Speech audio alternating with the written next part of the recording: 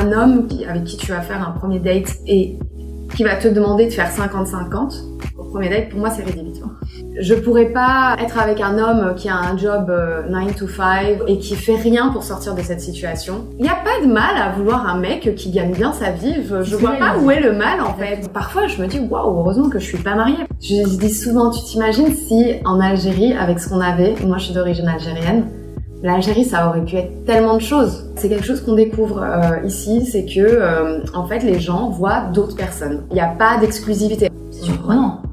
Tout ce que j'entreprends, tout ce que je fais, même tu sais, le fait de choisir mes interviews, avec qui je fais des interviews, les projets, les partenariats, tout ce que je fais, c'est réfléchi.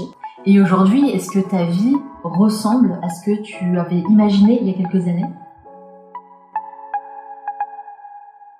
Bonjour Amel. Bonjour Manel. Je suis ravie de t'accueillir une deuxième fois dans ce podcast, ici chez toi à Dubaï. Cette fois-ci, c'est moi qui suis venue à toi.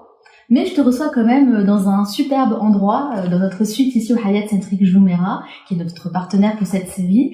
Alors toi, Amel, tu fais beaucoup de choses. Tu es entrepreneur, spécialisée en marketing, et tu es surtout très présente sur les réseaux sociaux, puisque tu partages un petit peu ta vie d'expatriée ici à Dubaï. D'ailleurs, il me semble même que tu es devenue, je dirais, l'une des références francophones vraiment de Dubaï. Et je sais que beaucoup de choses ont changé et ont évolué pour toi depuis la dernière fois qu'on s'est rencontrés. Est-ce que tu peux me dire quelle est la chose la plus inattendue qui te soit arrivée en 2023?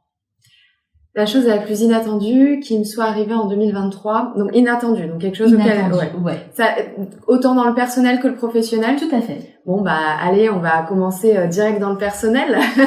Une rupture amoureuse complètement inattendue et qui m'a fait me remettre en question, mais qui a été un blessing in disguise, comme on dit en anglais, un mal pour un bien. Donc c'était inattendu, mais c'est au final la meilleure chose qui me soit arrivée en 2023. C'est vrai? Qu'est-ce que ça t'a appris? Ça m'a appris que déjà rien n'est acquis dans la vie.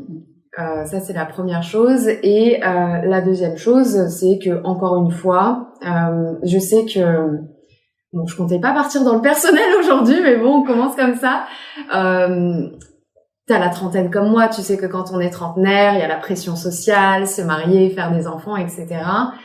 Et plus tu avances dans le temps, plus tu as cette pression. Encore plus, je pense, aujourd'hui, quand t'es sur les réseaux sociaux, parce que on va constamment te le rappeler.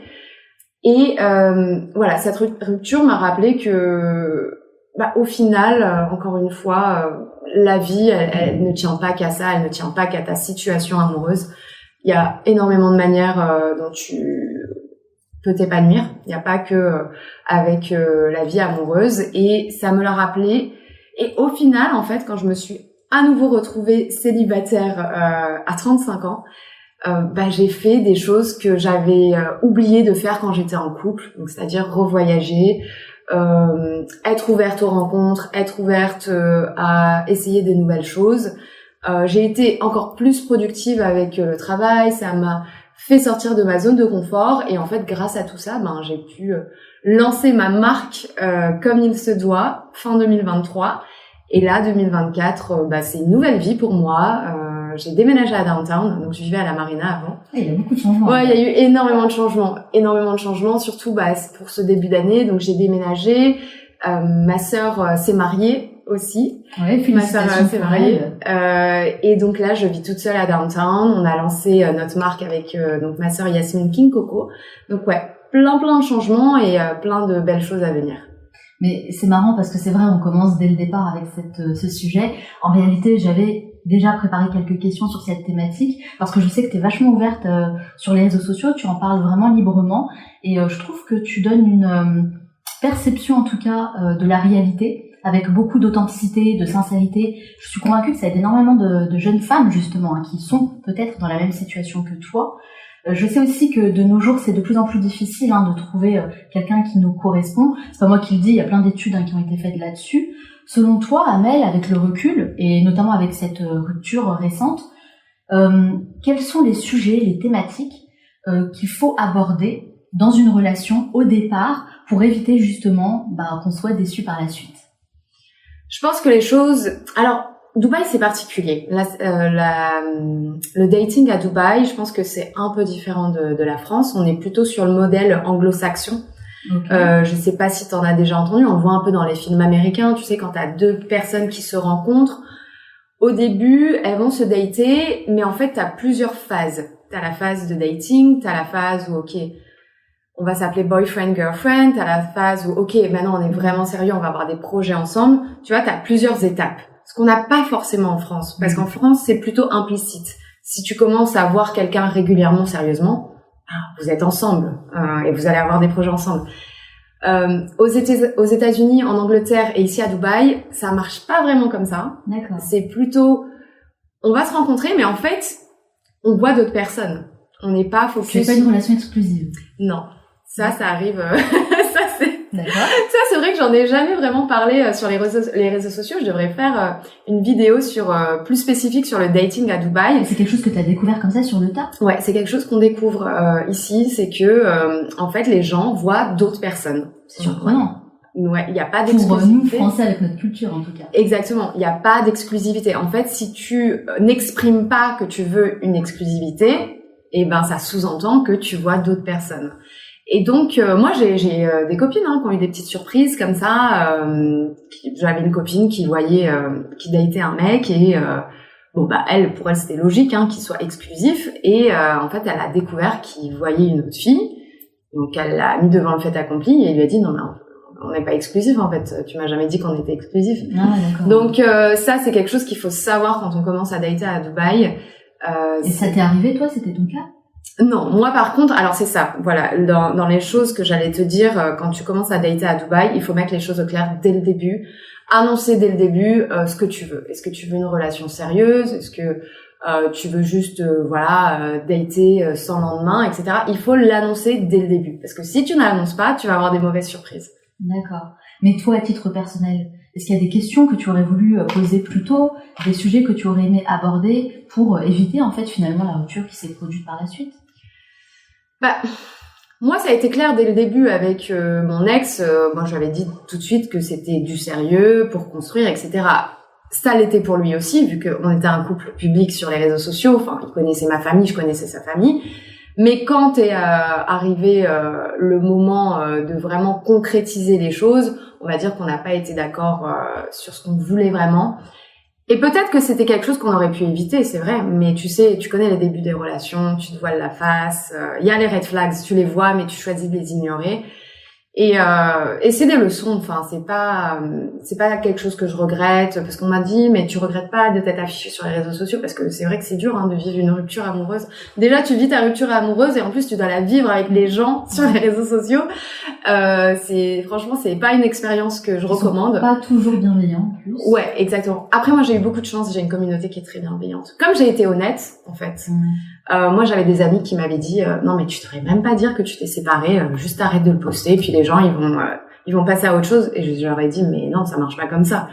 J'ai choisi de m'exposer, j'ai choisi de le montrer, j'ai même fait des vidéos avec lui. Je peux pas du jour au lendemain faire comme si de rien n'était et hop, il disparaît et à la poubelle. Ça marche pas comme ça. Enfin, pour moi, quand t'es créateur de contenu, quand t'as de l'influence, t'as une responsabilité envers ta communauté. Donc si je l'ai présenté à ma communauté, et je dois leur dire ce qui s'est passé sans rentrer dans le détail non plus. Enfin, je dois pas non plus rendre des comptes à ma communauté, mais il y a un minimum en fait. Pour moi, c'est une question de respect, tout simplement. C'est vrai. D'accord. Ouais, c'est étonnant pour quelqu'un comme moi qui est très private. Ouais. Et du coup, c'est intéressant d'avoir ton retour. Et je me demande, est-ce que finalement, avec le recul, tu regrettes quand même un petit peu d'avoir exposé ta vie privée, cette relation sur les réseaux sociaux. À refaire, est-ce que tu aurais fait la même chose? Oui, je le referais parce qu'en fait, c'est une leçon. Ouais. En fait, c'est des choses que tu apprends. Moi, ce que j'ai appris en faisant ça, quand tu dis par exemple que toi, t'es private, etc. En fait, à partir du moment où tu es private et où tu ne dis pas les choses, les gens vont pas te poser de questions. C'est vrai. En fait, les gens vont te poser des questions sur les choses dont tu vas parler. Donc moi, forcément, j'ai exposé ma relation. Du jour au lendemain, on le voit plus sur mes stories. Ah, c'est normal que les gens se posent des questions. Même toi, quand tu suis des célébrités, je sais pas moi, Jennifer Lopez, on la voit plus avec Ben Affleck. Tu vas te poser des questions, c'est normal en fait. Moi personnellement non, mais je comprends, je vois l'idée. Tu vois ce que je veux dire? Les gens vont commencer à se poser des questions, donc c'est légitime, c'est normal que les gens se posent des questions s'ils n'apparaissent plus. Maintenant, ce que je remarque aussi, c'est que quand tu mets des limites aux gens, quand tu mets certaines barrières, comme là ce qui s'est passé, c'est que j'ai été honnête, j'ai dit ok, on s'est séparés, voilà la raison, j'ai même fait une vidéo YouTube. J'ai ensuite demandé à ma communauté, bon, maintenant vous savez la vérité, s'il vous plaît, on clôt le chapitre et vous arrêtez de me poser des questions. Ils l'ont fait. En fait, je pense que voilà, c'est juste une question de mettre des barrières, des limites. Moi, ça me fait rire les gens qui exposent tout, absolument tout de leur vie, mais de A à Z, les disputes, les bons moments comme les mauvais moments, et qui montrent tout, et qui s'étonnent en fait. Ensuite, que les gens posent tout le temps des questions. Mais c'est normal en fait. Si tu choisis d'exposer ta vie et tous les dessous de ta vie, c'est comme une télé-réalité, c'est du voyeurisme, c'est normal, on est humain, c'est de la curiosité. C'est normal que les gens se posent des questions. Donc en fait, si tu veux pas que les gens te posent des questions, il faut mettre des limites tout simplement. Du coup, tu m'as dit que ça t'a appris beaucoup de choses, des grandes leçons. Quelle est la leçon la plus importante que tu retiens de cette expérience-là? De m'être affiché, tu veux dire? Ouais. Bah, la leçon, c'est que si tu veux pas qu'on te pose de questions, il faut rester privé. En fait. Et du coup, c'est ce que tu vas faire pour la suite? Ouais, je pense que maintenant je suis plus privée par rapport à ma vie privée. Je partage toujours certaines choses, les choses parce que je sais que si je partage quelque chose, je sais qu'on va me poser des questions. Donc ça, c'est une leçon que j'ai retenue. Donc les choses où je veux pas qu'on me pose de questions, bah j'en parle pas en fait, tout simplement. Donc ça, c'est vraiment la leçon que j'ai retenue. Est-ce que construire une vie de famille, c'est un élément qui est important pour ton épanouissement personnel? Bon, pour tourner cet épisode exceptionnel, il me fallait un lieu exceptionnel. C'est pour ça que j'ai choisi le Hyatt Centric Jumeirah, ici à Dubaï, qui nous accueille dans des conditions absolument incroyables. Vous le savez, l'environnement c'est quelque chose de très important pour moi. Je vous laisse un petit peu découvrir tout ça. Regardez la suite. Magnifique, la terrasse incroyable, la vue imprenable sur Dubaï, tout ça à 2 pas de la mer. Sans parler des installations de l'hôtel, mais surtout de toute l'équipe qui est aux petits soins depuis qu'on est arrivé et qui est vraiment super gentille, super attentionnée. Honnêtement, on a un service 5 étoiles et vous savez à quel point c'est super important pour moi. Donc je suis non seulement très heureuse, très honorée, mais surtout très fière de faire ce partenariat avec un si bel établissement qui est le Hyatt Centric Jumeirah. Si vous comptez vous aussi venir à Dubaï, eh bien n'hésitez pas à checker la barre de description, je vais vous mettre tous les détails et croyez-moi, vous ne serez pas déçus. Est-ce que construire une vie de famille, c'est un élément qui est important pour ton épanouissement personnel? Oui, ouais.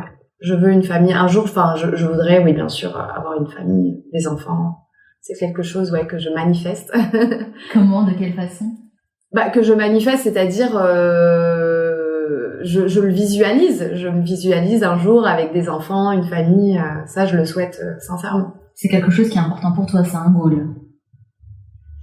Alors, il y a important et important, dans le sens où pas à n'importe quel prix, parce que je connais des femmes qui ont cette pression de la trentaine et qui du coup veulent un enfant à tout prix et qui font les mauvais choix, et qui font les mauvais choix et qui vont choisir le mauvais papa, etc. Ça, c'est pas si j'avais voulu faire ça, je l'aurais déjà fait en fait. Donc oui, je veux une famille, mais je la veux dans les bonnes conditions et pas n'importe comment. Je veux pas avoir des enfants non plus qui grandissent avec des parents divorcés, etc. Là, j'ai 36 ans. Je pense que à mon stade aujourd'hui, j'ai dû éviter au moins 2 divorces grâce à cette stratégie. Mais c'est bien, il faut le voir comme ça. Moi, je le vois comme ça. Donc oui, j'ai pas d'enfants, j'ai pas encore été mariée, mais ça veut aussi dire que statistiquement, j'ai évité au moins un divorce. Je sais que t'es quelqu'un qui prend beaucoup de recul sur ce que tu fais, notamment parce qu'après, t'écris tes vidéos, tu publies ça et tout. Ce qui m'intéresserait de savoir, c'est est-ce que tu as pris le temps justement de te poser pour te dire, ok, quelles sont les erreurs que j'ai pu commettre par le passé, dans les relations amoureuses, que je ne referai plus par la suite? Tu as des leçons vraiment précises, des erreurs que tu as identifiées et qui vont t'aider à faire de meilleurs choix et prendre de meilleures décisions. Oui, je pense qu'aujourd'hui, la première chose déjà que je fais, c'est d'exprimer tout de suite mon envie. Si je rencontre quelqu'un, je pense que ça, c'est vraiment la première chose qu'il faut faire dans une relation et surtout à Dubaï, c'est exprimer ton envie. Est-ce que tu veux quelque chose de sérieux? Est-ce que tu veux construire, avoir des projets, avoir une famille? Ça, c'est quelque chose qu'il faut assez vite exprimer, pas forcément dès le premier date, parce que bon, faut pas non plus que le mec part en courant. Mais même ça me dérange, de se dire, si part en courant, c'est que finalement, ça peut, ça c'est encore une fois c'est le problème de Dubaï.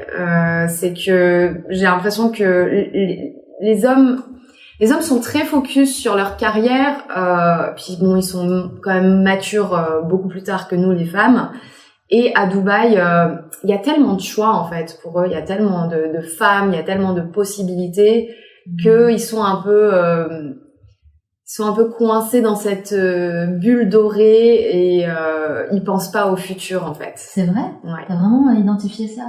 Ah oui, ça parce que Dubaï c'est quand même un endroit où il y a des personnes qui viennent du monde entier. Là, tu me parles de personnes qui sont originaires de Dubaï, des Émiratis, ou des étrangers qui vivent à Dubaï? Ah non, on parle des étrangers. Les étrangers qui vivent à Dubaï. Ok. Ouais, quand je parle de Dubaï, je parle vraiment de toutes les communautés qui vivent ici. Et c'est quelque chose qui est vraiment... c'est un pattern, c'est vraiment récurrent parce que pour nous, les femmes ici, le premier sujet de conversation, je pense, même avec les femmes mariées, moi j'ai la moitié de mes copines qui sont mariées et la moitié de mes copines qui sont célibataires. Premier sujet de conversation, c'est le dating, les rencontres. Quand je vois mes copines mariées, alors Amel, est-ce que t'as rencontré quelqu'un? Vas-y, raconte-nous tes dates, etc. C'est vraiment le premier sujet de conversation. Ouais. C'est une vraie préoccupation pour les femmes. Ouais, c'est une vraie préoccupation. Et c'est aussi un sujet de divertissement parce qu'il y a toujours des histoires drôles à raconter sur les datings. Ah, il m'a invité ici, il a pas voulu payer. Non, tu vois, c'est des choses qui nous font rire, etc. Et du coup, j'ai oublié la question de base que tu m'avais posée par rapport à ça. C'était, est-ce qu'il y a des erreurs que tu as commises par le passé, que tu as identifiées pour éviter justement que ça se reproduise à l'avenir? Oui, donc c'est ça. La première chose, je pense que c'est vraiment exprimer ton envie et ne pas ignorer les red flags. Je pense que nous, les filles aussi, on a tendance à ignorer. On les voit, les red flags, mais on va les ignorer. Je peux te donner des exemples. Ouais, j'aimerais bien, ouais. Quels sont les red flags rédhibitoires pour toi? Alors, bon, moi j'en ai plusieurs, mais par exemple, pour moi, un homme qui va t'inviter, avec qui tu vas faire un premier date et qui va te demander de faire 50-50 au premier date, pour moi c'est rédhibitoire. Pour moi c'est pas, non, c'est même pas, surtout à Dubaï, c'est même pas un débat en fait. C'est pas un débat qui devrait y avoir. Enfin, on parle du premier date. Après, bien sûr, quand t'es dans une relation, c'est différent. Mais le premier date, c'est une règle qui est tacite à Dubaï. L'homme doit inviter. Et du coup, moi, j'ai une copine, là, en ce moment, elle date un mec et c'est un 50-50. On appelle ça les 50-50. Donc, c'est un mec, qui va vraiment tout compter, tout partager, etc. Et ça la dérange.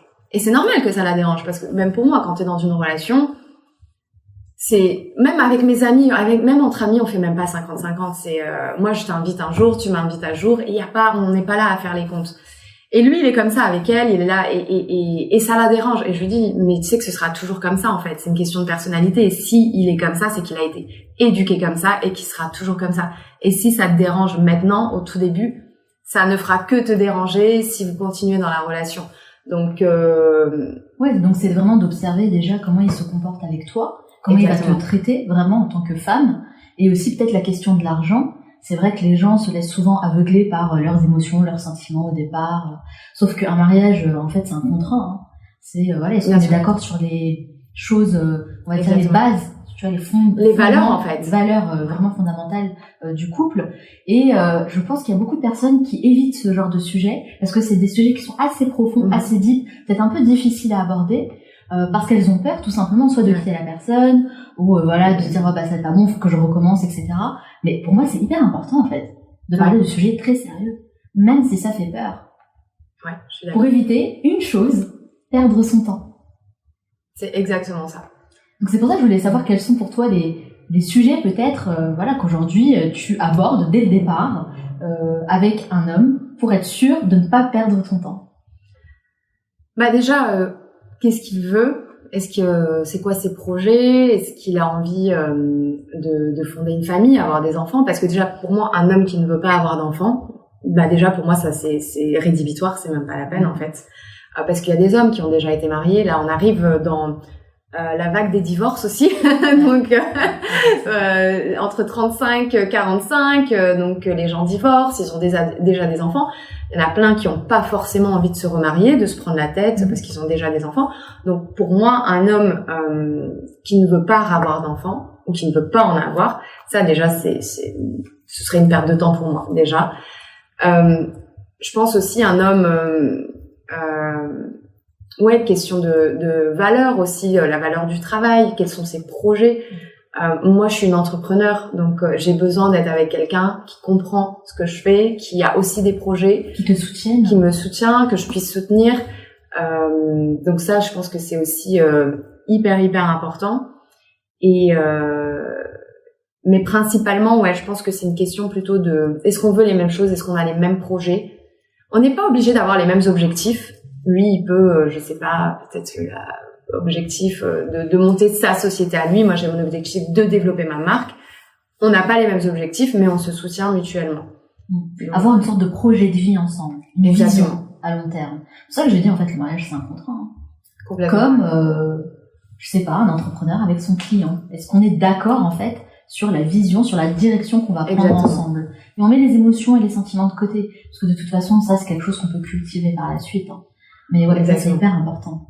Je devrais faire peut-être une masterclass sur comment gérer les relations amoureuses. Je suis certaine que ça marcherait. Parce que tu sais quoi, Amel, je me suis toujours dit, il y a un truc qui manque.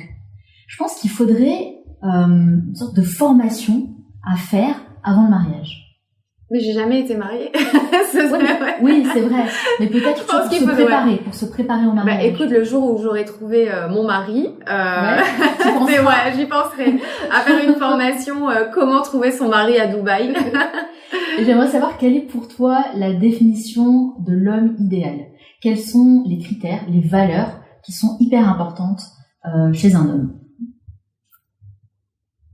Les critères les plus importants. Je pense que pour moi, on en parlait juste avant, mais déjà la valeur du travail. Je pense que ça, c'est la première chose. J'ai besoin d'avoir un homme que j'admire, qui me tire vers le haut aussi. J'ai besoin d'avoir un homme, qui a des projets, qui est ambitieux, qui est bosseur, etc. Je pense que ça, c'est la première chose. Je pourrais pas, par exemple, être avec un homme qui a un job 9 to 5 et qui déteste son boulot et qui fait rien pour sortir de cette situation.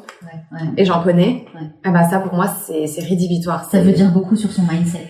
C'est ça, en fait. C'est tu détestes ton job, mais en fait, t'as la flemme. Enfin, tu restes quand même dans une situation de confort. Tu veux pas sortir de ta zone de confort, mais tu détestes quand même aller au boulot tous les jours. Mais tu t'en contentes. Ça, je peux pas. Tu veux quelqu'un qui te tire vers le haut. C'est ça. Qui soit une inspiration, un modèle, une motivation pour toi. Une motivation, c'est ça. Et je le fais déjà naturellement avec mon entourage, avec mes amis en fait. Dans mon entourage, j'ai que des bosseurs, j'ai que des filles indépendantes, carriéristes, vraiment qui ont des projets et qui font des choses. Et moi, ça me motive de voir ça. Et on se tire toutes vers le haut. Donc en fait, c'est pour ça que je pourrais pas être avec quelqu'un qui est fatigué de la vie en fait et qui a déjà abandonné. En fait, ça je peux pas. C'est super important. Mais tu mets vraiment le doigt sur un point très important qui est l'admiration. Et je pense que c'est des deux côtés. Dans un couple, l'homme a besoin d'admirer sa femme et la femme a besoin d'admirer l'homme. Et avec le temps, même dans des mariages, les gens ont tendance à oublier ça et à se laisser aller. Mais bon, on peut travailler et cultiver ça au quotidien, évidemment. Mais ça, c'est hyper important, admirer l'autre. Parce que quand tu regardes l'autre avec mépris, déni, je vois pas comment tu peux cultiver un tant soit peu de sentiments amoureux pour cette personne, franchement. C'est exactement ça. Et je vois aussi des couples mariés où c'est ça, en fait. Tu vois que les femmes dénigrent leur mari, les maris dénigrent leurs femmes. Et je trouve ça tellement triste, en fait. Tellement triste et en fait, même ça parfois, je me dis, waouh, heureusement que je suis pas mariée, parce que quand je vois les choses que vivent certains couples, je me dis, waouh, heureusement, j'ai évité ça jusqu'à maintenant. parce que ouais, je trouve que l'admiration, comme tu dis, c'est super super important. Bon, si j'ai bien compris, il faut qu'il soit gentleman, évidemment. Hard worker, donc quelqu'un voilà, qui travaille. Quelqu'un qui bosse. Après, je vois, parce que je connais, on va faire des petits montages, les clips sur les réseaux sociaux, et ça va se traduire par michetonneuse, elle veut un mec qui a de l'argent. Alors, quand je dis hard worker, ça veut pas forcément dire, parce que c'est ça, les gens vont dire, oui, ben en fait, ça veut dire que tu veux un mec qui a de l'argent. Il y a pas de mal à vouloir un mec qui gagne bien sa vie. Je vois pas où est le mal, en fait. On a tous des standards et on aspire tous à un certain mode de vie. J'estime que c'est tout à fait normal d'avoir des standards. Exactement, en fait. Et c'est ce que je dis souvent, c'est que moi, je me suis construit une vie aujourd'hui dont je suis fière. Oui, je suis indépendante. Oui, je travaille. Oui, je vis à Dubaï. Oui, j'ai des projets, je fais des choses. Et je vais pas me downgrader, en fait. Je suis obligée, enfin, c'est pas je suis obligée, mais je veux être avec un homme qui a le même niveau de vie que moi. Je demande pas non plus à un millionnaire ou un milliardaire, mais je demande à être avec quelqu'un qui a les mêmes moyens que moi, parce que je pense aussi, c'est même pas je pense, j'en ai discuté avec des amis. On a souvent ces débats avec nos amis, le débat de est-ce que on serait OK pour que notre mari gagne moins que nous. Ça, c'est aussi un débat, je pense une question qu'il faut se poser avant de se mettre en couple, parce que ça peut créer des tensions dans le couple. Un homme qui gagne beaucoup moins qu'une femme, je pense que il a du mal à trouver sa place aussi après dans le couple. Et j'ai l'exemple avec des amis dans mon entourage qui sont dans cette situation. Et souvent, c'est pas un problème pour la femme. Nous, les femmes, on peut accepter ça, mais c'est souvent plutôt un problème pour l'homme, pour sa fierté, etc. De savoir qu'au final, c'est la femme en fait qui ramène l'argent à la maison. Ça pose problème à certains hommes. C'est pour ça qu'il faut en discuter. Et ça aussi, c'est important d'en discuter et de savoir si tous les deux sont OK, se mettre d'accord en fait sur qui va faire quoi dans le couple et qui va financer quoi. Moi, j'ai l'impression que tout devient très compliqué de nos jours parce qu'en fait, la société a en quelque sorte cassé les codes du couple, de la dynamique en fait qu'il y avait entre un homme et une femme. On a tellement cassé de choses dans les relations comme ça entre hommes et femmes qu'on sait plus comment se positionner, on sait plus comment communiquer, on sait même plus si on a le droit finalement d'avoir tel ou tel standard, de dire non, moi je veux ça pour ma vie, parce que voilà, on va s'attirer les foudres des féministes par-ci, des machos par-là, et ça devient quand même comme très compliqué, je trouve, une sorte de brouillard, de flou. En fait, je pense que c'est aussi le problème des réseaux sociaux, c'est qu'on va être constamment jugé sur quoi qu'on dise, quoi qu'on fasse. Que je dise que je veux un mec qui gagne de l'argent, ou même que je dise que je veux, non, un mec qui gagne moins que moi, on va me juger, on va trouver quelque chose à dire. Ça, c'est de toute façon le problème des réseaux sociaux, c'est que quoi que tu dises, tu seras jugé. Et ça s'est vraiment amplifié avec TikTok, avec Instagram, Snapchat, etc. Donc ça, c'est aussi quelque chose que j'ai appris à être en étant sur les réseaux sociaux. J'ai appris à vraiment passer outre les commentaires des gens parce que ils auront toujours quelque chose à dire. C'est important. C'est quelque chose qui te touche pas aujourd'hui ? Plus maintenant. Franchement, plus maintenant. Alors ça m'a touchée au tout début quand je me suis lancée sur YouTube et que j'ai reçu les premiers commentaires des haters. Mais avec le temps, j'ai appris à comprendre pourquoi les gens avaient besoin d'exprimer leur haine, etc. C'est surtout parce qu'ils étaient malheureux et parce que quand t'es épanoui dans ta vie, quand t'as tout ce que tu veux, etc., tu vas pas aller perdre ton temps à regarder une vidéo d'une fille que tu connais pas sur YouTube qui vit à Dubaï, alors que toi tu vis en France. Mais t'imagines déjà le truc, regarder la vidéo, prendre le temps de commenter. En te disant, c'est bon, j'ai commenté, je vais répondre. Enfin, moi, il y a des choses, des fois, je te jure, qui me dépassent, Amel. Comme je le dis souvent, moi, j'ai pas de réseaux sociaux personnels. Mais on travaille sur les réseaux sociaux. Bien sûr, on a une chaîne YouTube, on a notre TikTok aussi qui grandit de plus en plus parce qu'on a nos vidéos avec notre série spéciale justement sur les personnalités du Middle East qu'on est en train de travailler. Mais à titre personnel, je suis pas très réseaux sociaux. C'est pas quelque chose que je vais utiliser tous les jours. Je vais pas aller regarder les comptes, lire les commentaires, des trucs comme ça. Et des fois, quand on me raconte ce qui se passe, je te jure, mais je tombe des nues. J'ai l'impression d'être une extraterrestre sur une autre planète. Et d'un autre côté, je me dis, c'est pas plus mal, parce que ça me permet vraiment d'être moi-même, de me préserver et de faire des choix, de prendre des décisions qui me correspondent sans me comparer, sans avoir peur du jugement. Voilà. C'est exactement. Et je crois que ça, c'est vraiment important de prendre une distance. J'ai fait une interview là d'une jeune entrepreneur qui est à Dubaï et qui a beaucoup d'abonnés sur les réseaux et qui me disait quelque chose de très très juste. Moi, j'utilise Instagram pour mon business. Et avec le temps, en fait, elle a appris à prendre cette distance, tu vois, et à vraiment utiliser les bons aspects du social media sans forcément tout exposer. Même si je pense que ça reste quand même compliqué. À un moment donné, il y a toujours un petit truc dans ta tête. Hein.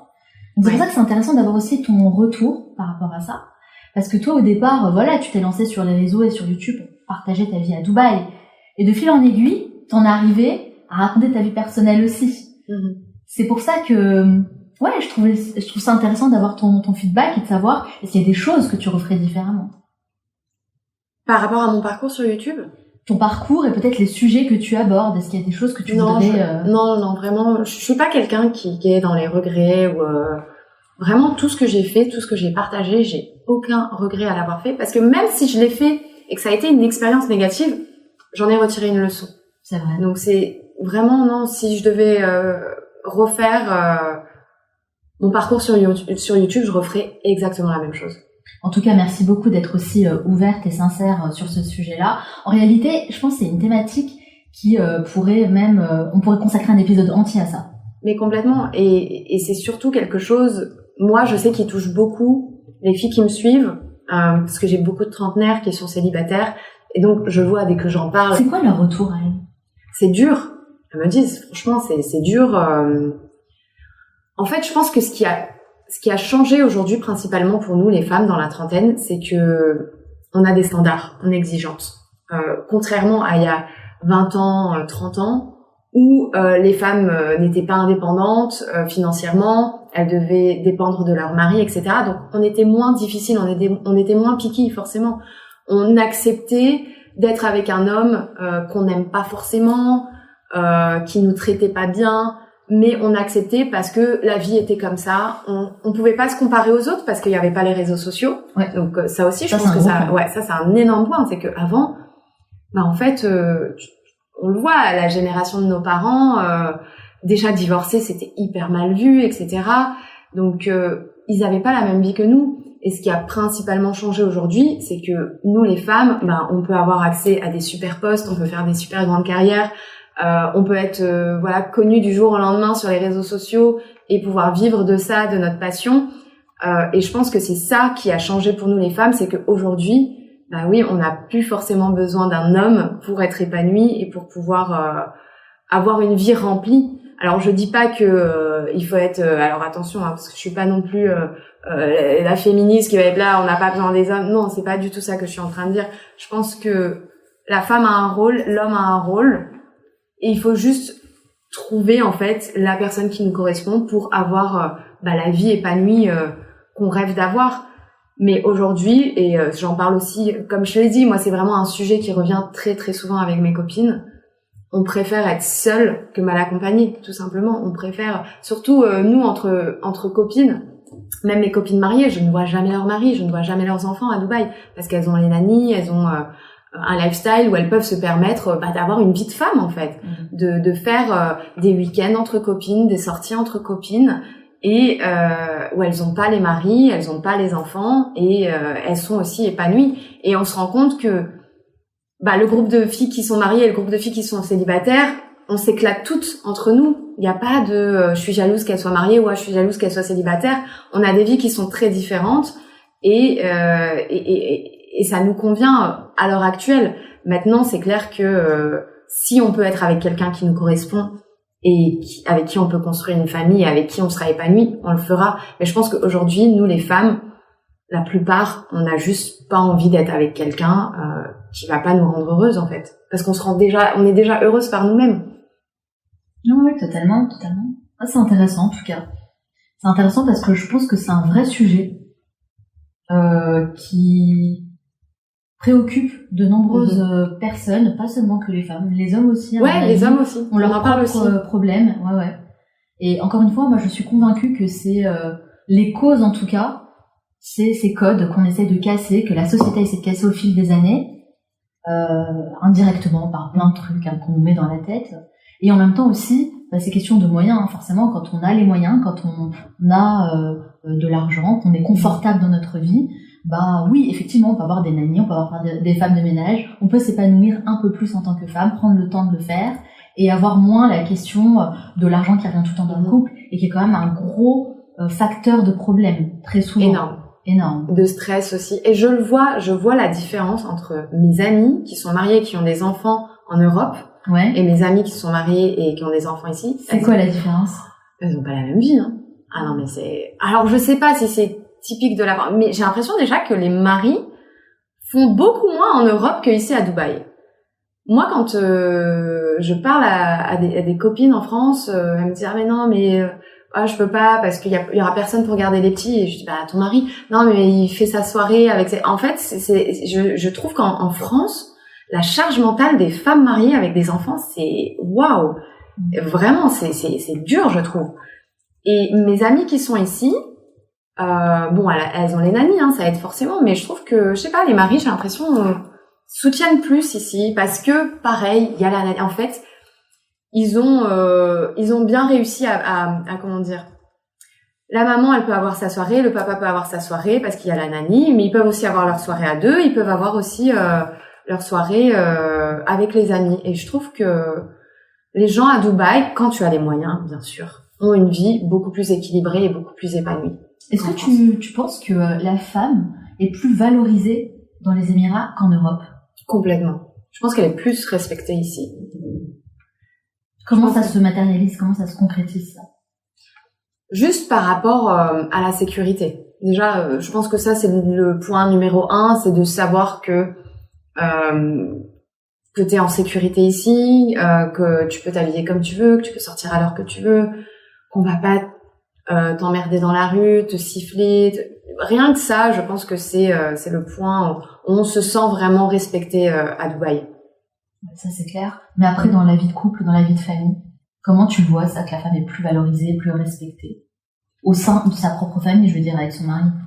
Bah, ça, c'est l'exemple que j'ai de mes copines. Je peux pas généraliser cet exemple, mais moi, de ce que je vois de mes amis, je pense que c'est le fait qu'ils ont, comme je te disais, une vie qui est plus équilibrée et épanouie, parce qu'ils ont plus d'aide, des choses qu'ils n'ont pas en France. C'est ça.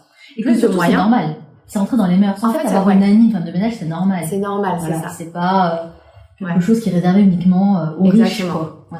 Alors qu'en France, je pense que les gens ont moins de moyens. T'as pas le même lifestyle qu'ici.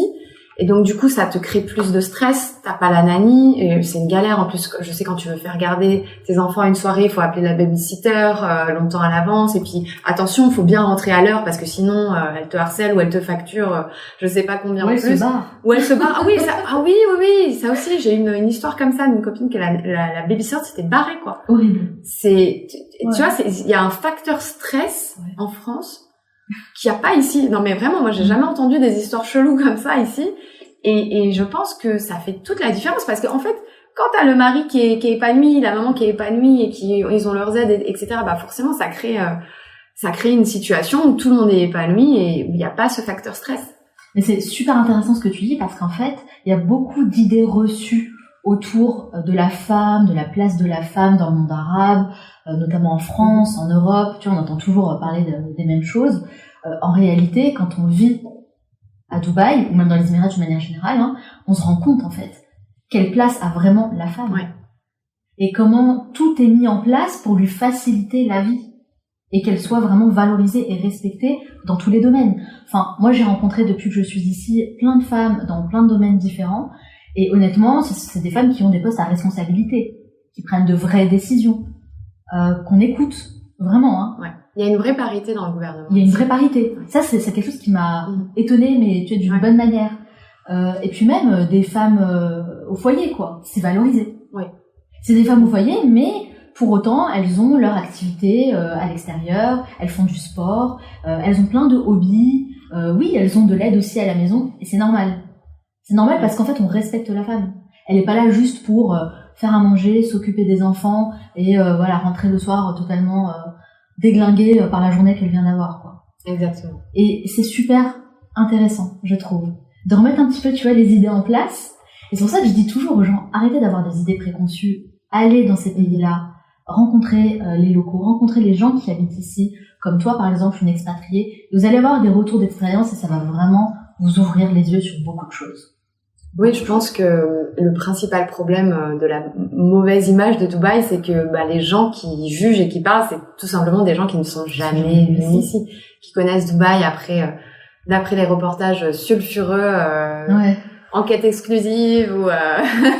J'adore ce mot en plus, sulfureux. Voilà, mais sincèrement, ici, on a une vie plus que normale, en réalité. Vraiment, c'est juste que quand je dis plus que normal, mais on a accès à un meilleur lifestyle, mais au final, ce qu'on fait, c'est ce que tout le monde fait. Exactement. En vrai, on a tous le même goal dans la vie. Exactement. Être heureux, être épanoui, voilà. Exactement. Dans une vie paisible, tranquille. Sans drama, avec du soleil. Et avoir les choses facilitées. Qui ne voudrait pas ça? Je crois qu'il y a quand même beaucoup d'hypocrisie aussi. Il y a tellement d'hypocrisie. Il y en a énormément. Il y en a énormément. Oui, enfin... Moi, j'adore les services. Moi, je suis... moi aussi. Mais de grande qualité.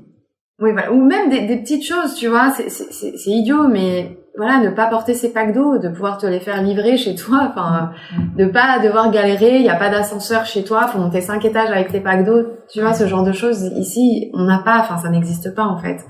Donc, et c'est vrai qu'on s'habitue à un certain luxe en vivant ici. Un certain niveau. Ouais, un certain niveau. Il y a un vrai level. Je trouve ça bien, en fait, d'être dans un pays qui va te tirer vers le haut, qui va te pousser à augmenter tes standards. Parce que c'est un pays qui a une vision aussi. C'est vrai. C'est un pays qui a une vision et tu sais aussi quelque chose qu'il n'y a pas en Europe, je trouve, ou qu'il n'y a pas dans énormément de pays, c'est qu'ici, tout le monde a un énorme respect pour la famille royale. On les admire tous. Il y a un vrai respect. Tu n'entendras jamais quelqu'un mal, tu es en France, Macron, tout le monde parle mal de lui. Oula, alors lui, il s'en prend plein la gueule, le pauvre. Sur les réseaux sociaux, bon. Tu vois, le gouvernement, enfin, tu sais, il y a des débats tout le temps, toujours, sur tout et n'importe quoi en France. Ici, il n'y en a pas. On est très reconnaissant, en fait, des Chir, de Dubaï, de ce qu'ils ont fait. Moi, je les admire beaucoup. Enfin, encore plus, il est mort, mais le fondateur, Sheikh Zayed, donc, tu te dis, il y a 52 ans, c'était un désert. Il y avait rien. Il s'est dit, voilà, on va construire quelque chose ici, on va en faire quelque chose pour le futur. Il a pensé à son peuple, il a tout investi. Enfin, je sais pas. Enfin, moi, je trouve ça incroyable que d'avoir. Tu t'imagines, il y a 52 ans, d'avoir eu cette vision. Mais c'est rien.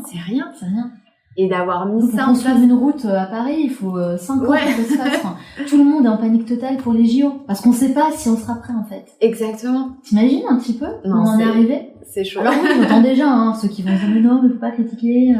C'est la vérité. Faut prendre du recul, Vraiment, faut prendre du recul, faut essayer de réfléchir par soi-même. Faut avoir l'esprit ouvert, se poser les bonnes questions. Et essayer d'avoir une vision un peu plus internationale. Exactement. Se centrer sur soi-même. C'est très important. Pour sa vie, pour sa carrière, pour sa famille, pour ses enfants. Toi, par exemple, Amel, avec tout ce que tu vis aujourd'hui, t'es là depuis 7 ans, c'est ça? 7 ans, ouais. Est-ce que honnêtement, vraiment, avec sincérité, est-ce que tu te revois repartir vivre en France un jour? Oh non. Non? C'est un grand non. Jamais. Deuxième sujet de conversation des expatriés ici, c'est à quel point on se sent bien à Dubaï. Alors, on adore parler de ça. Tu vois, encore hier, j'étais au beach club avec une amie. Bon, ça faisait longtemps que j'y avais pas été. Parce qu'il faut pas croire, les expatriés, on n'est pas tous les week-ends à la plage, parce qu'on travaille beaucoup. Et je lui disais, mais qu'est-ce qu'on est chanceuse, on est mois de février, on est à la plage, regarde, il fait beau, on boit un cocktail, on mange super bien. Et on était là, on se dit, mais les gens là en France, t'imagines, il fait froid, et on se dit, mais quel pays aujourd'hui, même pas la France, tu vois, parce qu'on me demande souvent aussi, si je devais quitter les Émirats, où est-ce que j'irais? Honnêtement, je sais pas. Parce que je trouve qu'aujourd'hui, il y a pas de pays qui t'offre cette qualité de vie. Et aussi un pays qui soit pas trop loin de la France, parce que moi je travaille beaucoup avec la France, donc il faut pas qu'il y ait un trop gros décalage horaire. Aujourd'hui, il y en a pas. Et si je devais partir des Émirats, ce serait pas pour retourner en Europe, ça c'est sûr. Tu vois, ce que j'envisagerais, ce serait Middle East. pourquoi pas Qatar, Arabie Saoudite. Ouais, Ça c'est quelque chose que pas tout de suite parce que je pense qu'ils ont encore il y a encore quelques années, il faut encore quelques bonnes années pour que ça se développe vraiment. Même l'Arabie Saoudite, pour moi, j'envisagerais même pas avant 10 ans. Qatar peut-être 5 ans. Mais à un certain point, à un certain moment, je pense que, c'est des pays qui ont énormément de potentiel de toute façon, Qui sont en train de se développer. qui sont en train, et qui sont en train de tout faire pour attirer les expatriés justement. J'ai l'impression que même Dubaï, c'est même un modèle de développement pour eux. Ah mais oui, clairement, ils s'inspirent énormément de Dubaï. Et voilà, si demain je devais quitter les Émirats, je pense que ce serait plutôt pour aller, je resterai dans le Middle East ou pourquoi pas, je sais pas, l'Asie. Ce serait vraiment l'Asie. Ah ouais. Pourquoi? J'aime beaucoup l'Asie. Oui, c'est vrai que t'aimes beaucoup l'Asie, toi. T'as beaucoup voyagé dans les pays asiatiques. Mais c'est peut-être encore un peu trop, comment dire? C'est peut-être pas encore assez développé aussi. Tu vois, j'adore Singapour, mais Singapour, déjà c'est très très cher. On dit souvent que Dubaï c'est cher, mais Singapour c'est pire. Et c'est très strict. Ils ont énormément de règles. Tu vois, même ça encore. Les gens pensent que Dubaï, t'es fliqué de partout, tu peux pas faire ce que tu veux, etc. Que c'est rigide, pas du tout. En fait, non, pas du tout. Enfin, on a exactement la même vie qu'en France. Alors que Singapour, on n'en parle jamais, mais Singapour, ils ont des règles très strictes. C'est vraiment très très strict, très régulé. Tu fais vraiment pas ce que tu veux. Enfin, et c'est même, je trouve, gênant. Moi, il y a des trucs qui me gênent. Genre, ne pas pouvoir mâcher de chewing-gum, c'est quand même un truc de fou, je trouve. Moi, j'aime bien, parce que les gens qui mâchent leur chewing-gum, ça, je ne peux pas supporter. Ah ouais, tu manges jamais de chewing-gum, du coup? Jamais. Non. Et quelqu'un qui mâche un chewing-gum à côté de moi, non, je quitte la pièce. Ah ouais, non, mais parce qu'il fait du bruit, alors. C'est une très bonne loi, ça. Ok. On interdit les chewing-gums. On interdit les chewing-gums et les bruits, Ouais. Non, les bruits, je suis d'accord, mais il y a pas tout le monde qui fait du bruit en mâchant. Moi, j'ai jamais connu quelqu'un qui fait pas de bruit en mâchant du chewing-gum. C'est vrai? C'est toujours horrible. Rien que d'y penser, là. Mais oui, je suis d'accord avec toi. Ouais. Mais je me suis jamais sentie aussi libre qu'en étant à Dubaï, évidemment. Mais toi, d'ailleurs, ça t'intéresserait pas de venir vivre ici? Il y a énormément d'opportunités. Donc, why not? Moi, comme je le dis toujours, il faut suivre le flow et être ouvert aux opportunités qui s'offrent à nous, sans avoir de préjugés. Il faut tester et faire les choses qu'on a envie de faire, nous. Voilà, sans écouter Mais pourquoi pas, il y a des très belles opportunités à Dubaï ou ailleurs. Hein. Ouais. Mais une chose est sûre, c'est que je pense que dans la vie, il faut, à un moment donné, se donner l'opportunité, même tu vois, dans l'année, faire un point, se poser, réfléchir et se dire, ok, qu'est-ce que je pourrais améliorer pour avoir une meilleure vie? Parce qu'en fait, le temps passe tellement vite qu'on est pris comme ça, tu sais, dans le flow, les jours, les semaines, les mois. Et puis, vient la fin de l'année, on se dit, d'accord, ok, j'ai rien fait. J'ai pas atteint l'objectif que je voulais. Est-ce que j'ai vraiment progressé? Pour soi, pour sa famille, pour son couple, pour ses enfants. Et c'est pour ça, qu'il faut vraiment prendre le temps de le faire et voyager. Voyager, c'est la meilleure chose au monde. Vraiment. Et d'ailleurs, tu parlais tout à l'heure du respect que les Dubaïotes ont pour les émirs, pour les cheikhs, etc. Et c'est vrai qu'il y a un truc, moi, qui m'a vachement frappée.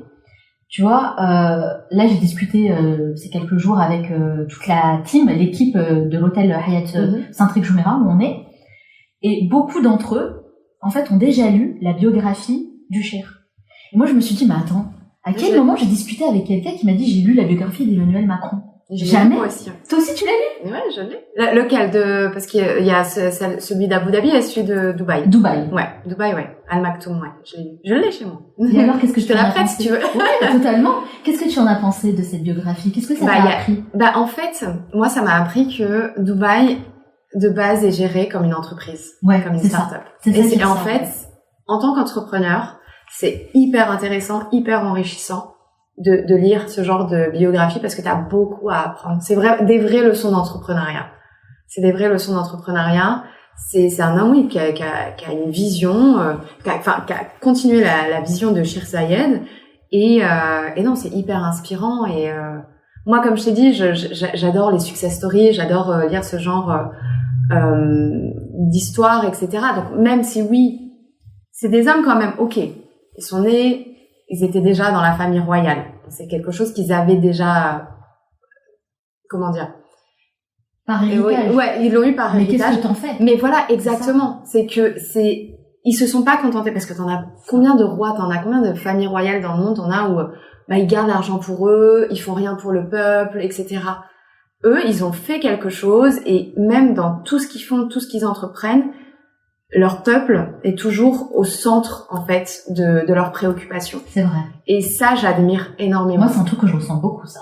Je dis souvent, tu t'imagines si en Algérie, avec ce qu'on avait, moi je suis d'origine algérienne, l'Algérie, ça aurait pu être tellement de choses. Si, voilà, nos dirigeants, ils avaient eu 1/10 de la vision de Cheikh Zayed, ça aurait pu être quelque chose d'énorme en Afrique. Et c'est pour ça que je pense que les gens aujourd'hui respectent énormément les cheikhs et la famille royale parce que ils auraient pu tout garder pour eux et dire non, enfin on garde tout pour nous, pourquoi on devrait partager, pourquoi on devrait penser à l'avenir. Et ils ont fait quelque chose d'absolument incroyable. Ouais, c'est vrai. C'est vrai, et du coup, ça me donne encore plus envie de lire sa biographie. Moi, j'adore lire les biographies, oui. Je trouve ça super intéressant, parce qu'en fait, tu découvres toujours des aspects de la personne que t'as pas forcément entendu, tu vois, c'est des trucs un peu, des détails, Ouais. mais qui font faire toute la différence. Et ce que tu me dis, c'est vrai, c'est les feedbacks que j'ai aussi de cette biographie, des leçons entrepreneuriales, leadership. Ouais.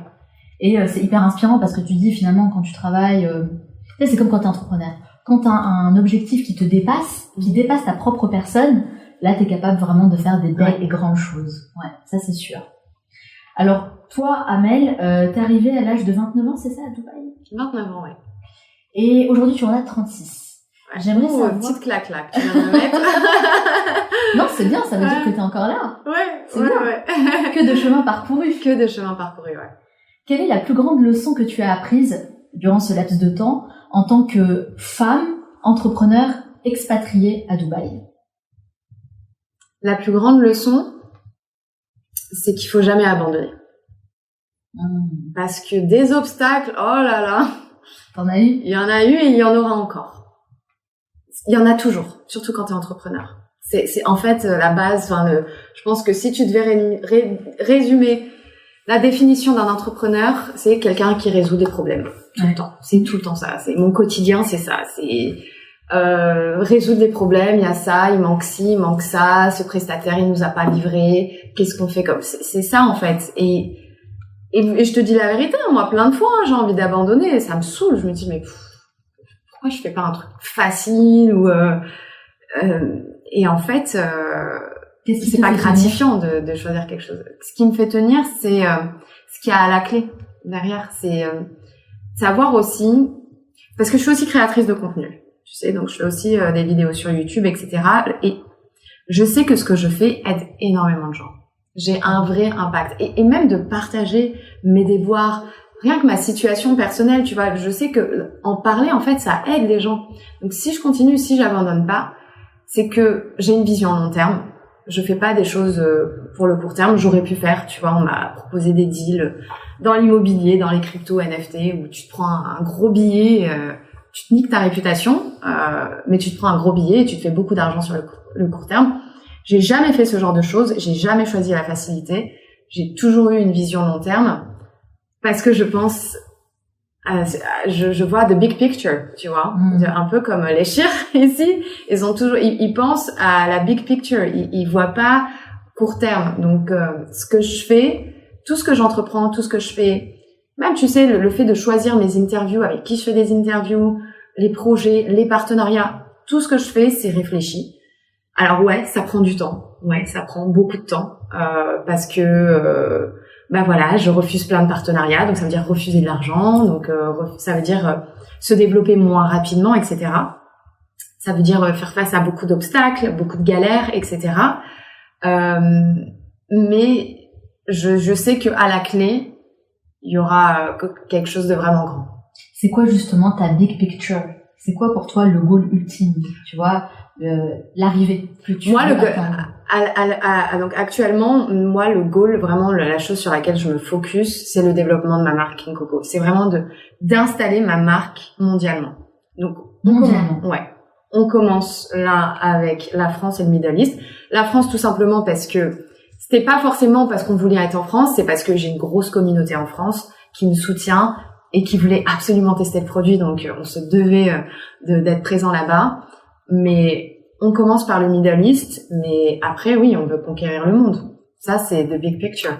C'est quoi, du coup, pour toi, le process pour conquérir le monde? Est-ce que tu y as déjà pensé la stratégie que tu as envie de mettre en place, quoi? Bah déjà, nous, là, on s'intéresse à Dubaï, donc c'est surtout d'être vraiment présent partout à Dubaï, d'avoir le plus de visibilité possible.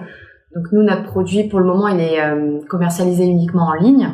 Et on va être petit à petit en retail, donc dans les concept stores, les beach clubs, beach stores, etc. Ensuite, on veut s'attaquer au Middle East, donc Arabie Saoudite, Qatar, etc. Et ben petit à petit, voilà, être de plus en plus présent sur les réseaux sociaux, être viral. On a un produit qui peut être viral aussi sur les réseaux sociaux et ensuite aller vers l'Europe et ensuite les États-Unis. Bon, toi qui veux justement l'installer mondialement à l'international, c'est le moment ou jamais. Là, t'es dans mon podcast, le Manal Show. Ouais. Top chrono, 1 minute pour pitcher ta marque King Coco. Alors ma marque King Coco, donc en 1 minute. Si tu peux. Après, si tu dépasses un peu, t'inquiète pas, hein, ça va bien se passer. Je ne dirai rien.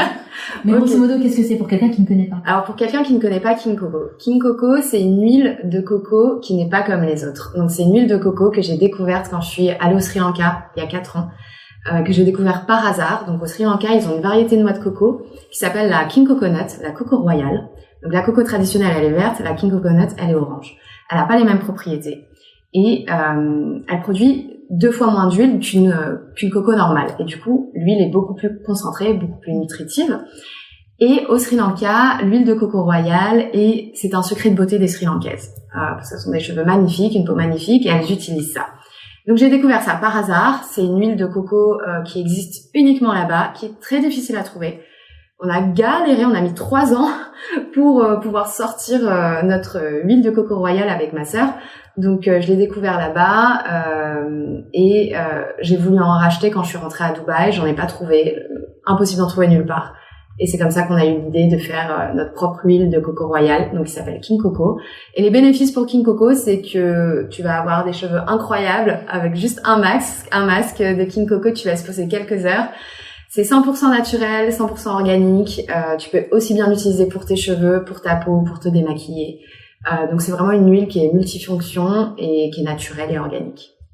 Bah super, en tout cas ça donne vachement envie, tu l'as super bien pitché. Hein. C'est vrai? Vraiment, ouais. Et j'aime beaucoup le nom, King Coco. Je trouve que ça reste vraiment dans la tête. Tout le monde le retient. Alors c'est vraiment un nom que on voulait un nom impactant et facile à retenir. Bon, c'est aussi parce que le fruit s'appelle King Coconut.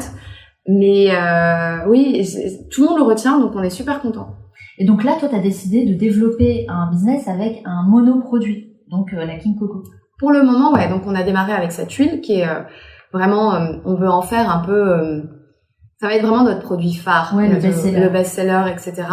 Mais bien sûr, on veut développer toute une gamme de produits autour de la King Coco. On va commencer par le cheveu, donc tout ce qui est shampoing après shampoing. Puis ensuite, on va aller vers le corps. Mais en fait, ce qui est génial avec la coco, c'est que tu peux le mettre dans tous les produits cosmétiques. Totalement. Ouais. Donc ça peut être aussi pour des produits solaires, ça peut être des produits oral care, ça peut vraiment être tout. Donc en termes de possibilités, on n'est vraiment pas limité. Ça c'est ça qui est génial.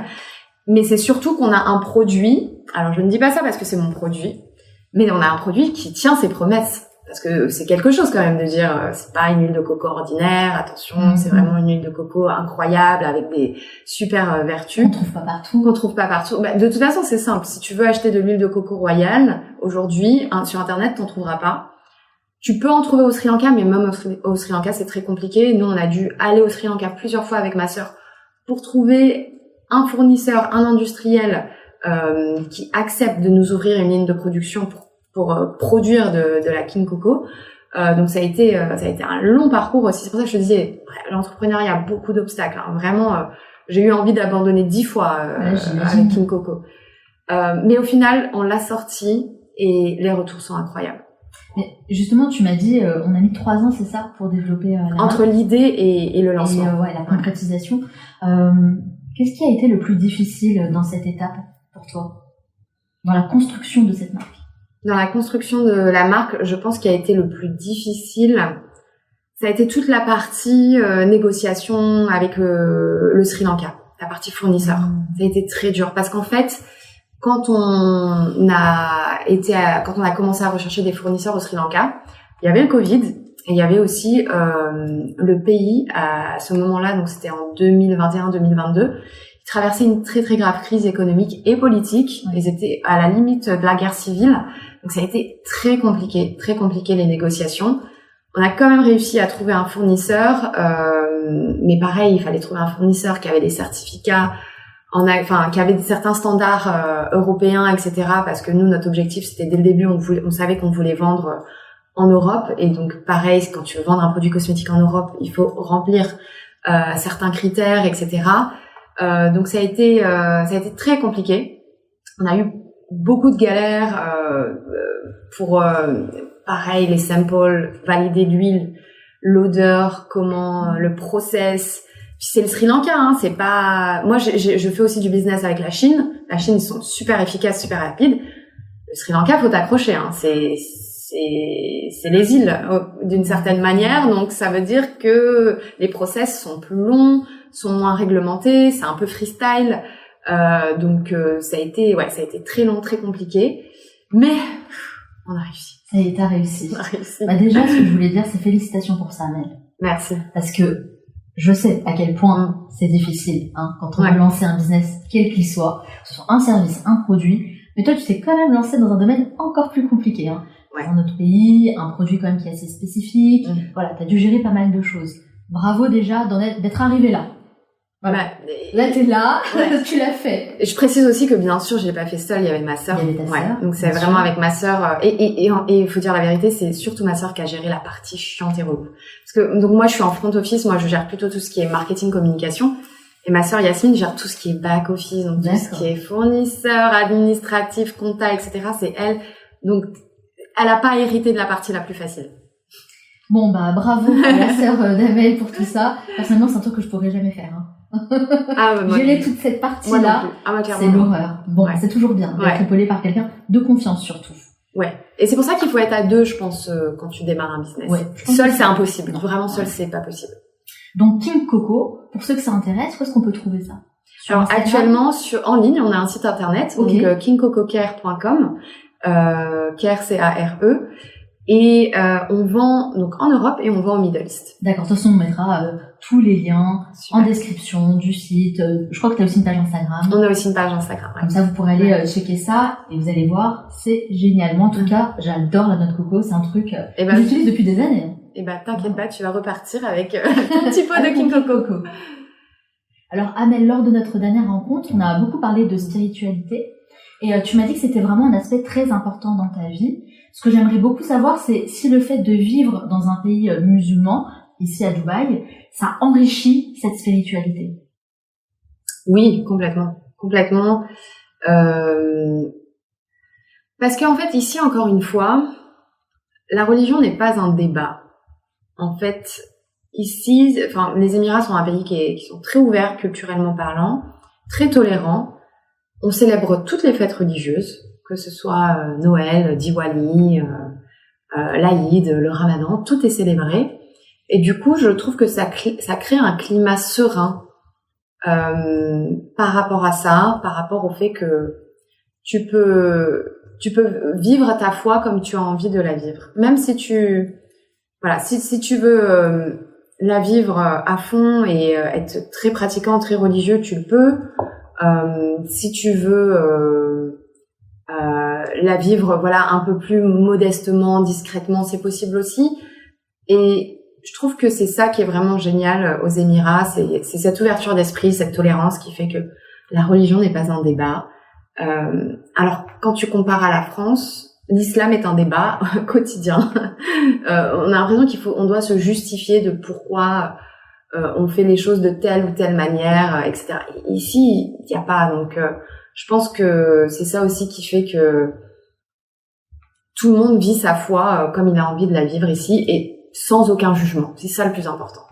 Et je suis curieuse de savoir ce que tu as déjà vécu un moment de connexion spirituelle fort et profond. Aux Émirats ? Oui, ces dernières années, donc aux Émirats. Ouais, moi je sais pas pourquoi, mais dès que je vais dans le désert ou que je vais dans la nature ici et qu'on est un peu éloigné des grandes villes et se retrouve vraiment en pleine nature, que c'est calme. Et surtout dès que je vais dans le désert, et je dors toujours super bien dans le désert. Je sais pas, il y a une certaine énergie. Puis je le dis souvent, pour moi, le désert c'est l'âme de Dubaï, vraiment. C'est joliment dit. Et du coup, dès que je vais dans le désert, ouais, je ressens vraiment cette connexion. Je suis toujours hyper sereine. J'adore aller dans le désert. J'y vais pas assez souvent. Mais tu vois, peut-être une fois tous les 3 mois, on va aller se faire un camping ou une soirée dans le désert entre amis. Le mieux, c'est quand tu vas camper et que tu restes toute la nuit et qu'il y a personne et que, comme t'es loin de la ville, tu vois, tu peux même voir les planètes si t'as un télescope. Tu peux voir les étoiles, etc. Donc c'est vraiment incroyable. Se retrouver en pleine nature, c'est hyper important. Hein. C'est pour hyper méditer, important. Observer ce qu'il y a autour de soi, trouver une certaine paix, une sérénité vraiment. C'est ça. Qu'on n'aura jamais en restant dans son petit appartement ou sa maison. C'est bien, ouais, c'est vrai, hein, la connexion en pleine nature. Mais j'imagine d'autant plus dans le désert. Il y a un truc spécial avec le désert. Il y a un truc spécial avec le désert, ouais. Il y a vraiment une énergie spéciale. Et est-ce que tu peux me dire comment ta spiritualité à toi t'aide au quotidien dans ta vie, que ce soit au travail, avec tes relations? Qu'est-ce que ça t'apporte? Comment ça enrichit ta vie de tous les jours? Je pense que quand tu crois en Dieu, quand t'as la foi, tu as confiance en fait. Tu sais que tout ce qui t'arrive, les galères comme les bonnes choses comme les mauvaises choses, les mauvaises expériences, tout arrive pour une raison. Et du coup, tu l'acceptes beaucoup plus facilement que une sorte de résilience. Exactement. Parce que si tu crois en rien, en fait, comment tu vas justifier tout ce qui t'arrive? Alors que, encore une fois, on va revenir sur cette rupture amoureuse. Mais, tu vois, quand c'est arrivé, quand tu sais que rien n'arrive par hasard et que tout arrive pour une bonne raison et que de toute façon, c'est pas toi qui décides, tu l'acceptes en fait beaucoup plus facilement et t'arrives plus facilement à passer à autre chose. Donc au quotidien, de savoir que, moi je crois en Dieu, j'ai la foi, je prie, etc. Donc tout arrive pour une bonne raison, donc on l'accepte beaucoup plus facilement. On va moins, tu vois, quand j'ai une galère, quand j'ai une mauvaise expérience, forcément, bien sûr, je suis humaine, donc ça va m'énerver, peut-être quelques heures, une journée, 2 jours, mais je vais assez vite passer à autre chose. C'est pas quelque chose qui va rester, que je vais pas cultiver de haine ou de regret par rapport à ça. Je vais facilement passer à autre chose et je vais aller de l'avant. Et qu'est-ce que tu demandes en particulier dans tes prières à ce moment-là de ta vie? Là, ce que je demande en ce moment, c'est de pas abandonner pour King Coco, de continuer parce que je sais que ça va être long. Ça va pas se faire du jour au lendemain, parce que avoir le goal d'être une marque worldwide, c'est clair que ça va pas se faire du jour au lendemain. Mais là, à l'heure actuelle, on commence bien, on est bien entouré et on est très content. Mais ouais, ce que je demande, c'est de pas perdre de vue cet objectif. C'est quelque chose à laquelle tu penses souvent? C'est un sujet qui te préoccupe en ce moment? Le développement de ta marque? Ouais, ça me préoccupe. D'un point de vue financier, rien que d'un point de vue financier, c'est que on va parler français. Je vis à Dubaï. Financièrement ici, c'est de plus en plus dur Dubaï. 2024, là, tu vois, j'ai déménagé. Je paye 2 fois ce que je payais avant à la marina. Parce que aussi maintenant je suis seule, donc forcément je paye plus. Mais aussi ça, c'est un vrai sujet à Dubaï en 2024, c'est l'aspect financier. On se rend compte que il y a de plus en plus de barrières ici. Tout devient de plus en plus cher. Même quand on te dit oui, créer ta boîte ici c'est génial, tu vas pas payer d'impôts. Tu payes pas des impôts, mais il y a d'autres frais cachés que tu vas devoir payer et qui au final sont quand même assez conséquents. Donc ouais, moi l'aspect financier c'est quand même un sujet qui me préoccupe, on va dire, parce que ouais, ça devient de plus en plus compliqué ici. Si tu pouvais écrire une lettre à la petite Amel de 10 ans, tu sais, c'est l'âge auquel on a plein de rêves, on est encore un peu innocent, quoi. Ouais. Tu lui dirais quoi? À la petite Amel de 10 ans. Alors attends, à 10 ans, j'étais quoi? J'étais en CM1, CM2, j'étais pas encore au collège. J'étais déjà très, très studieuse. J'aimais beaucoup l'école. Moi, j'ai beaucoup aimé l'école. Qu'est-ce que je lui dirais? Je lui dirais vraiment de continuer à travailler à l'école. Je lui dirais d'avoir confiance. Je pense que je t'avais déjà dit ça Il me semble, ouais. Une question de confiance en soi. Ouais. Moi, je pense que c'est ça. En fait, je lui dirais pas, oui, fais pas ci, fais pas ça, parce que, encore une fois, je suis pas une personne qui a des regrets. Tout ce que j'ai fait, je le regrette pas et je referai exactement la même chose. Si je devais redémarrer ma vie, je referais la même chose. Tu changerais rien? Non, je changerais rien. Vraiment, je changerais rien. Parce que je suis là aujourd'hui, je suis là où je voulais être, en fait. Le chemin va être encore long, hein. Je suis même pas à la moitié de ma vie, donc il me reste encore plein de choses à vivre. Bien sûr. Mais ouais, sincèrement, je dirais d'avoir confiance et de se laisser aller, de se laisser porter par la vie et tout va bien se passer. Et aujourd'hui, est-ce que ta vie ressemble à ce que tu avais imaginé il y a quelques années? Pas du tout. C'est mieux en fait. C'est même mieux. Ouais. C'est génial. C'est super.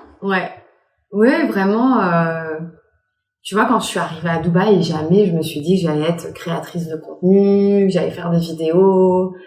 Tu vois, on a fait un event, on a fait le lancement de King Coco la semaine dernière. Il y avait plus de 150 personnes. C'était génial. Et les gens, sont venus pour King Coco. On célébrait aussi mon anniversaire, donc sont venus aussi pour moi.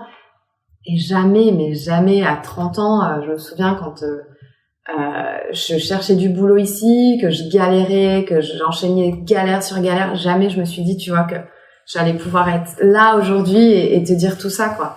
Donc non, c'est même mieux. C'est vrai que t'as une vraie résilience en toi, Amel.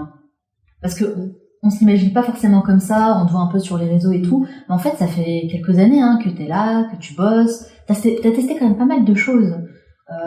Même dans ta carrière, quoi. Tu faisais du marketing digital, t'as travaillé en tant que consultante, maintenant t'es entrepreneur, t'as lancé ta propre marque, t'as testé plein de choses sur les réseaux.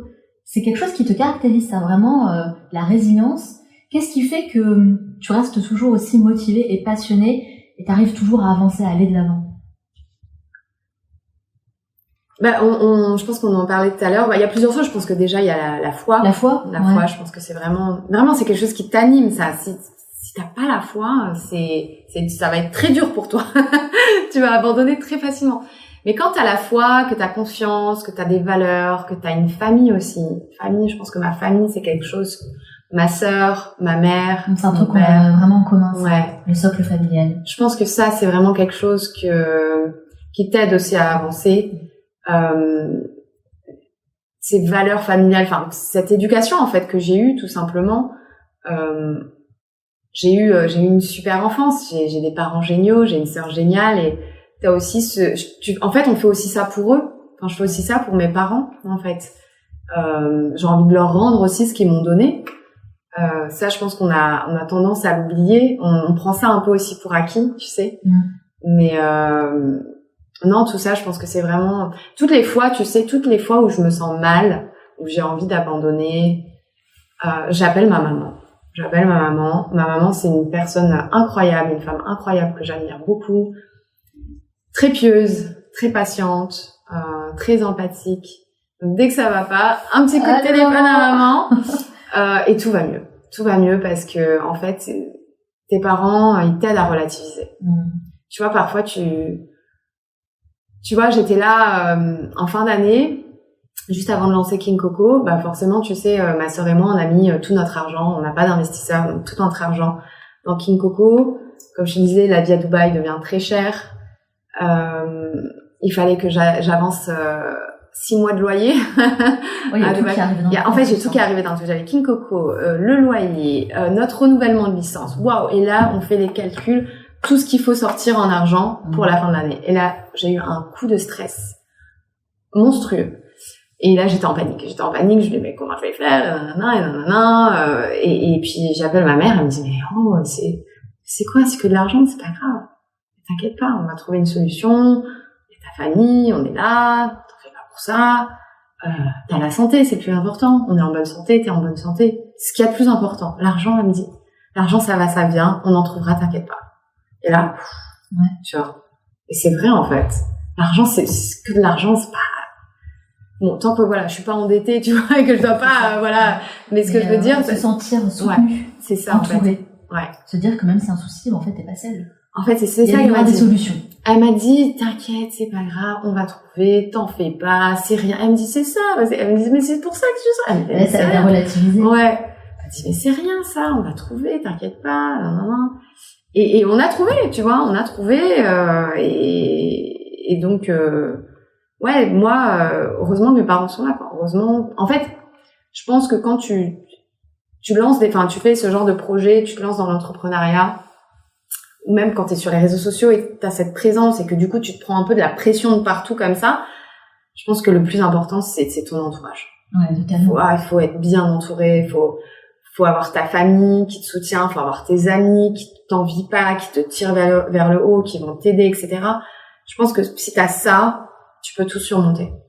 Qu'est-ce que tu aimerais dire à ta maman aujourd'hui que tu ne lui as jamais dit auparavant? Un message personnel qui un message personnel pour ma mamounette. Que je suis fière d'elle. Je suis fière de ma maman. Je pense que c'est quelque chose qu'on dit pas assez à nos mamans, encore une fois, qu'on a pris pour acquis. Ouais, nos mamans. Ma maman, quand j'y repense, elle était tout le temps là, à venir nous chercher à l'école. On a passé beaucoup de temps avec notre maman. On a eu beaucoup de chance parce que ma maman, elle travaillait, mais elle travaillait de la maison. Elle est assistante familiale, tu sais. Je sais pas si ça, je te l'avais dit, mais on était une famille d'accueil, en fait. D'accord. Et donc ma maman s'occupe d'orphelins, s'occupe d'enfants, etc. Elle le fait toujours à l'heure actuelle. Et ma maman, ouais, c'est vraiment une superwoman. Et je pense que quand t'es petit, que tu grandis, tu t'en rends pas compte. Tu prends ça pour acquis, ouais, ta maman, elle est tout le temps chez toi, c'est normal, en fait. Ta maman, elle te fait ce que tu veux à manger, mais ouais, mais c'est normal. Enfin, ton linge, il est plié, il est fait, c'est normal. Et là, je me rends compte aujourd'hui, tu sais, j'ai même pas d'enfant, je vis à Dubaï, donc on a accès à plein de choses, et je me dis, mais tout ce que je dois faire, le ménage, les trucs, les machins, je fais, mais comment elles faisaient, nos mères? Même quand, tu vois, quand c'est le ramadan et que je fais un iftar chez moi et que je dois cuisiner et tout nettoyer après, et je me dis, mais ma mère, elle faisait ça tous les jours et tu ne les entends jamais se plaindre. Jamais. C'est vrai, hein? C'est vrai. Et donc, ce que je dirais à ma mamounette, c'est que vraiment, je suis fière d'elle et que je l'aime très, très, très, très fort et que j'ai hâte qu'elle vienne bientôt dans mon nouvel appartement. Elle va venir en avril. Elle a jamais pensé à venir habiter ici, à Dubaï? Mais c'est le projet, on voudrait. Faudrait la on fait tout ça pour elle aussi. On fait tout ça pour qu'ils puissent venir et être plus souvent avec nous. Ouais, exactement, pour passer encore plus de moments ensemble. C'est ça. Bon, on a beaucoup parlé de tout ce qui s'est passé ces dernières années. Ce qui revient aussi beaucoup, c'est voilà, on prend de l'âge. On gagne en maturité, en expérience, en leçons. Moi, ce que j'aimerais savoir, c'est quelle est la chose la plus surprenante que tu as apprise sur toi en prenant de l'âge, en vieillissant? Sur moi, d'un point de vue, tu veux dire personnel. Sur ta personnalité, ton caractère, voilà, quelque chose vraiment de personnel. Que j'ai appris. Parce que personnellement, j'ai appris beaucoup de choses sur moi ces dernières années et je trouve qu'en vieillissant, il y a beaucoup de choses qui changent. On devient différent, quoi. Voilà, on n'est pas la même personne qu'il y a 10 ans, fort heureusement. Heureusement. Moi, ce que je remarque sur moi maintenant, c'est que je fais plus dans la dentelle. Ça, c'est quelque chose que j'ai... Tu sais, avant, j'étais un peu une people pleaser. Ouais. Je voulais que les gens m'aiment. Je voulais pas trop froisser les gens. S'il y a quelque chose qui me plaît pas, il faut le dire avec diplomatie. Alors, attention, je le dis toujours avec diplomatie, mais maintenant, je ne perds plus mon temps. Tu vois, genre là, et je le vois vraiment avec King Coco parce que on recrute des gens, on a des prestataires, on bosse avec des agences. Et en fait, j'ai plus le temps. J'ai pas le temps de prendre des pincettes et de pas froisser les sentiments des gens. Non, en fait, moi, je suis plus directe, ouais. Je pense que ça, et je le suis de plus en plus, malheureusement. Parce que tu sais, plus tu vieillis, plus ta personnalité s'accentue, tu vois. C'est vrai. On le voit avec nos parents. Je sais pas si tu vois, tu vois, genre, les défauts de tes parents s'accentuent avec l'âge. Tu vois, mon papa, il est grincheux de base, donc plus il vieillit, plus il devient grincheux, tu sais. Et moi, je remarque que plus je vieillis, je suis de plus en plus intransigeante avec les gens. Mais je trouve que c'est une qualité, moi. C'est pas plus mal, hein. C'est pas plus mal, non, mais et je pense que c'est une qualité, c'est quelque chose que tu dois avoir quand t'es entrepreneur. Ouais. Parce que tu peux pas, en fait, tu peux pas être tout le temps dans l'empathie et voilà, il a mal fait son travail, mais attention, Prendre il des faut lui dire. pincettes, beaucoup d'allers-retours. Ouais. Faut aller droit au but. Hein. Moi, maintenant, mais ma sœur, du coup, elle me dit que ma sœur est très diplomate. C'est pour ça qu'elle est très bien en back-office. Ouais. Parce Je comprends mieux. Ouais, c'est pour ça, parce que si c'était moi, non. Ma sœur ma sœur a été très longtemps dans le corporate, donc elle était 15 ans dans le corporate, donc elle a appris tout ce qui est politique, etc., comment parler aux gens, les psychologies, nanana. Moi, j'ai pas le temps. Donc c'est pour ça que quand il faut on va dire virer des gens ou ce genre de choses, c'est on s'appelle Amel. Non, c'est ta sœur. Parce que moi ça fait peut-être trop de mal aux gens. C'est trop direct. Parce que ma sœur, elle a vraiment l'entre-deux. Ouais, parce que moi, je suis trop directe. Malheureusement. Ouais, je me vois un petit peu en ça aussi. Hein. Ouais. J'ai tendance à être assez directe aussi. Ouais. Bon, après, il faut apprendre parfois, comme tu dis, à ménager un petit peu les sentiments des uns et des autres. Mais c'est fatigant. On est d'accord. Ouais. Bon, Amel, tu le sais, je t'ai demandé d'apporter quelque chose, un objet assez spécial, qui a une signification pour toi, pour nous raconter un petit peu l'histoire qui se cache derrière cet objet. Et j'aimerais bien savoir ce que tu as choisi aujourd'hui. Alors, ça a été difficile parce que moi, beaucoup d'objets de valeur sont en France, en fait, chez mes parents. Okay. Puis avec mon déménagement, franchement, j'ai pas encore tout déballé, etc. Mais il y a un objet que j'ai ramené aujourd'hui. Quand je regardais ce que je pouvais ramener, je me disais, mais cette bague, c'est une jolie histoire, je pourrais la ramener. Alors, raconte un petit peu l'histoire de cette bague. L'histoire de cette bague, c'est l'histoire d'un voyage en Inde. Donc, j'en ai fait 2. J'ai fait 2 voyages en Inde cet été. Le premier, donc, en juin, où je suis partie 10 jours en Inde avec moitié. Donc, j'avais un ami et ensuite, j'étais toute seule, la deuxième partie du voyage. Ah oui, d'accord. Donc, toute l'histoire de ce voyage est d'ailleurs sur YouTube. J'en ai fait un vlog qui a fait énormément de vues. L'Inde, c'est un voyage, c'est un pays qui ne m'attirait pas du tout à la base. C'est vraiment un pays, encore une fois, j'avais des a priori. J'avais beaucoup d'a priori. Même quand je suis venue à Dubaï, j'avais des a priori. Mais c'est pas bon d'avoir des a priori. Parce que tu arrives avec une idée en tête, etc.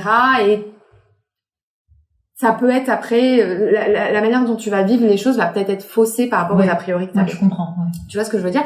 Donc j'avais des a priori, mais j'ai eu l'opportunité de faire ce voyage. Donc vraiment, et du coup je me suis dit, bon, ça m'intéresse pas trop l'Inde, mais vas-y, j'y vais. Et je suis allée avec 0 expectation. Vraiment, je me suis dit, j'y vais, on verra. J'ai même pas fait d'itinéraire.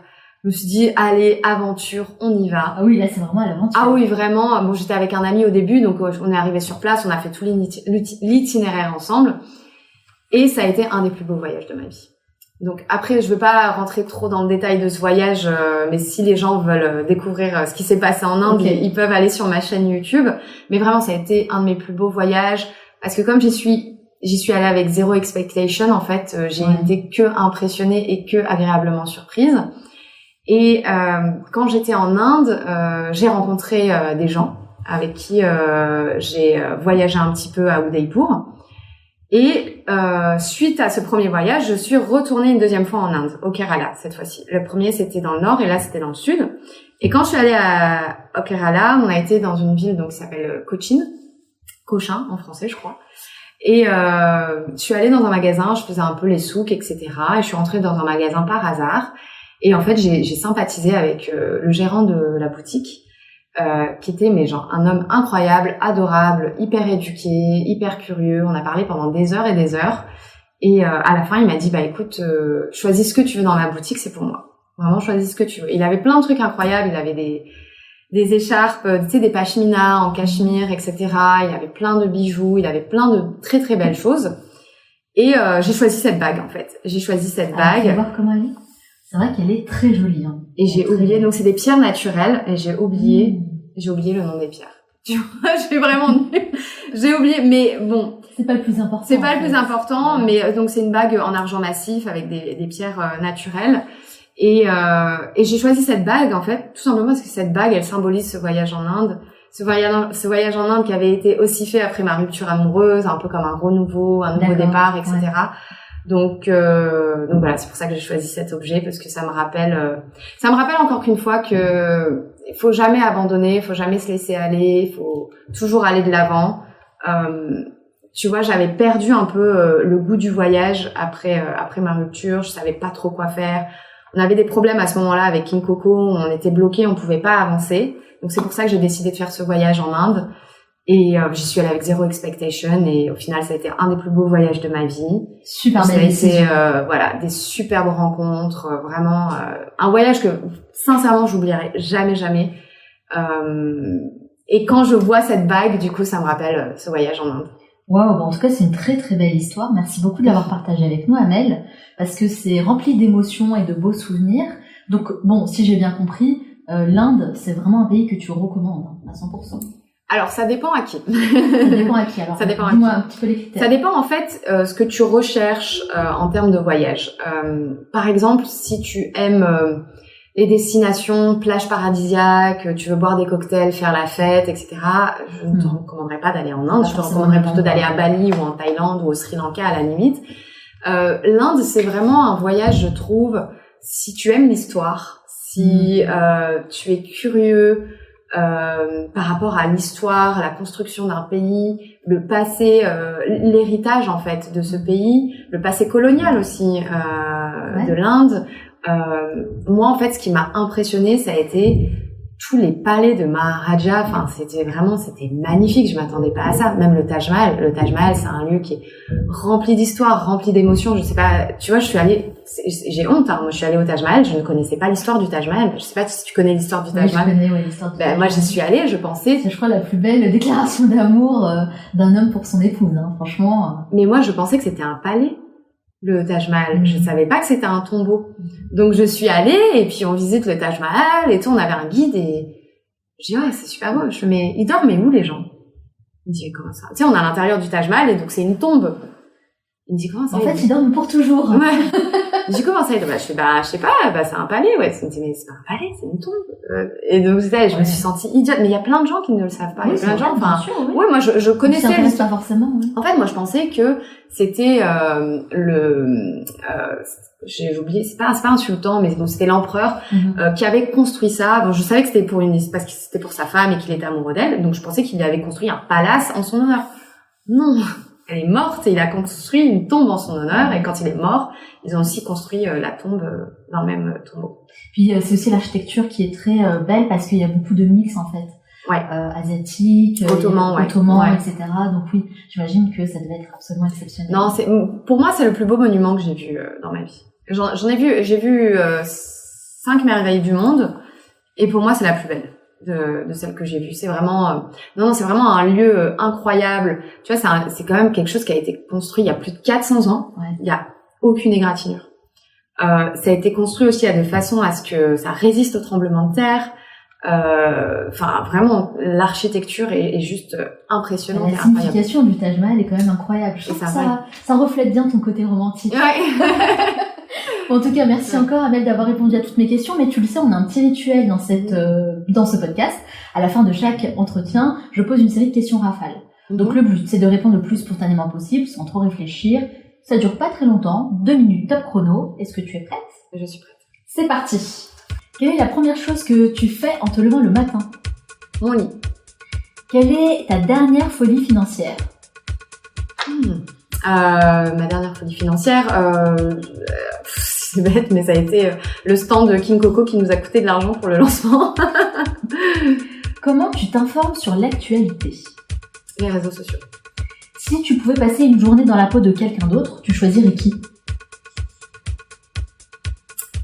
Cheikh Mohamed, le cheikh de Dubaï. Est-ce que tu peux partager avec nous ton compte Instagram préféré? Mon Instagram préféré. Non, j'en ai pas. Ouais. Non, j'en ai pas spécialement, non. Et ta série préférée de tous les temps? Celle que tu adores regarder en boucle? Je pense que Game of Thrones, c'est ma série préférée de tous les temps. Quelle est la chose à laquelle tu crois et que les autres considèrent comme une folie? L'amour. Quel est ton livre préféré, celui que tu recommandes à toutes les personnes de ton entourage? L'alchimiste. Ta meilleure chaîne YouTube? Amel Talks. Non, je plaisante. J'aime beaucoup Marketing Mania. Que demandes-tu le plus souvent lorsque tu pries? La santé pour ma famille. À quand remonte la dernière fois où tu as pleuré? En début d'année. Et pourquoi? Pourquoi ça devait être... j'ai dû me disputer avec ma sœur. Oh non, ça arrive. Hein. Oui, bah Ça c'est arrive la même aux dispute de meilleurs. sœurs, ouais. Bah oui. C'est la dispute de sœurs. Si tu avais une semaine de 8 jours au lieu de 7, que ferais-tu de ce 8e jour? Ah, je me reposerai. À quand remonte la dernière fois où tu as menti à quelqu'un? Ouh. Ah, pas long, ça doit être pour le boulot, donc ça doit être la semaine dernière. À quand remonte la dernière fois où tu as éclaté de rire et pourquoi?